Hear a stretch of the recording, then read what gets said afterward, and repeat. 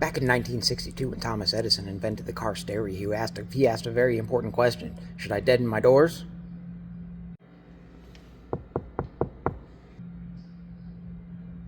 Or not?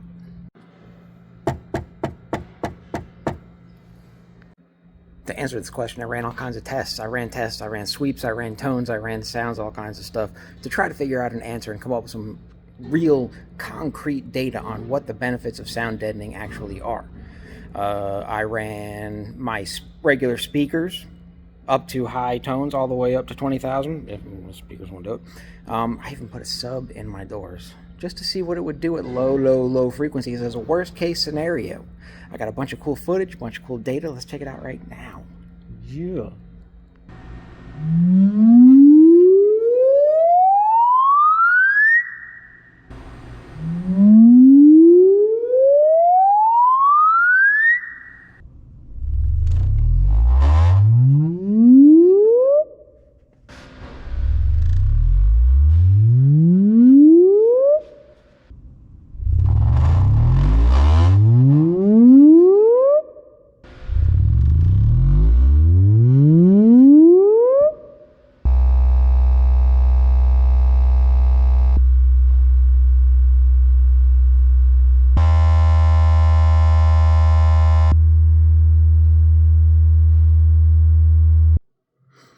So the short answer to the question is deaden. And it doesn't even take that much to do it.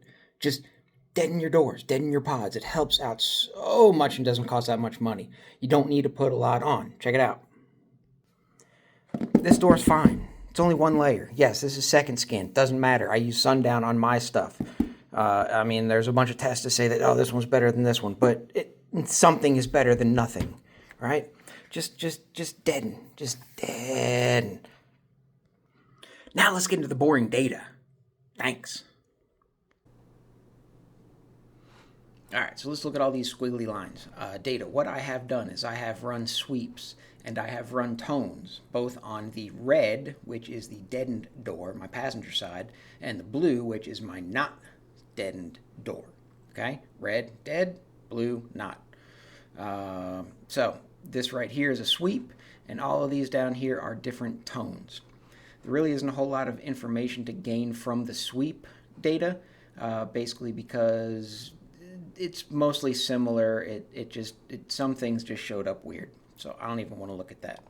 Now let's look at the tones. So at 200 hertz, and the reason I ran tones is because doors resonate at different frequencies, especially the ones I got.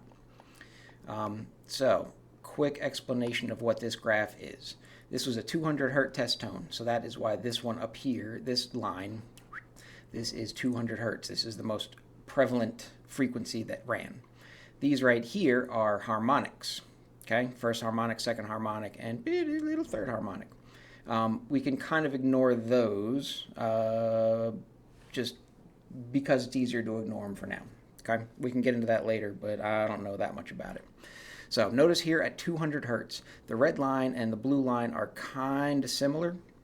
Okay, there's a little bit more going on here, but there isn't a whole lot of resonance in that frequency. If we go to 250, still not a whole lot. 314 is where it gets exciting, or the 312. So if we look here, all of these little peaks right here, these are things in the door panel, in the untreated door panel getting excited. Right, at certain frequencies, things will start to rattle and buzz. And, you know, some things buzz at different frequencies, right? Little plastic clips, they're going to make really high noises, all right? Where the pockets will go blah, blah, blah, blah, blah, blah. But that's what all these little blue lines here, these little blue spikes, these are all the little rattles and things inside the door making all these rattles. Right?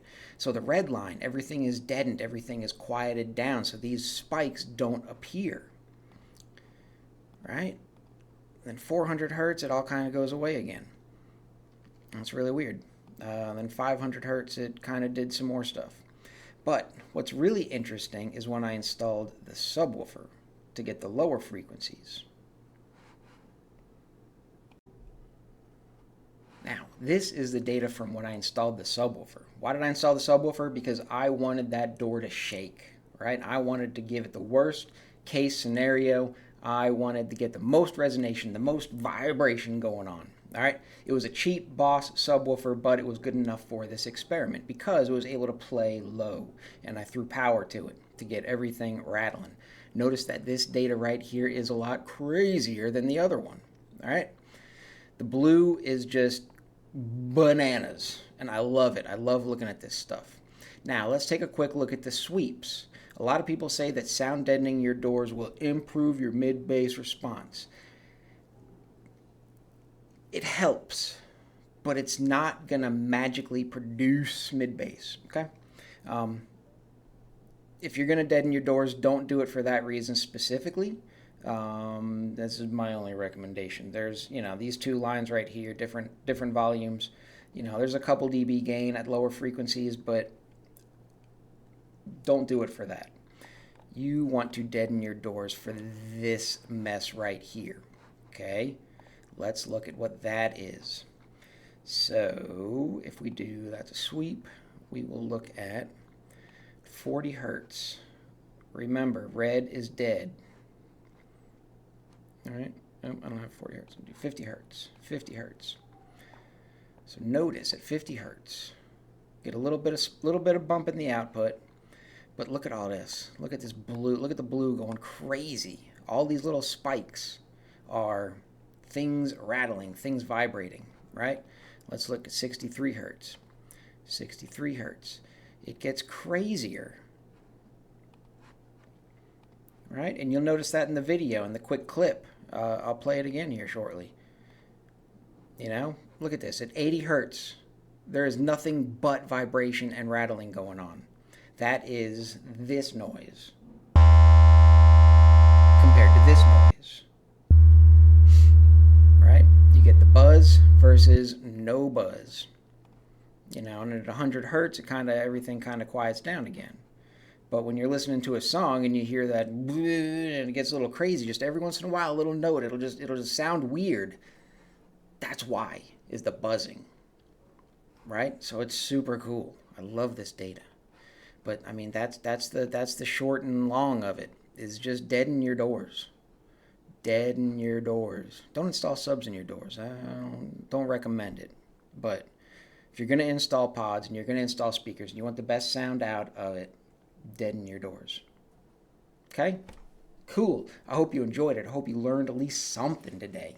If you got any questions, hit me up in the comments. Like the video, share it, let your buddies know. Deaden your doors. Peace.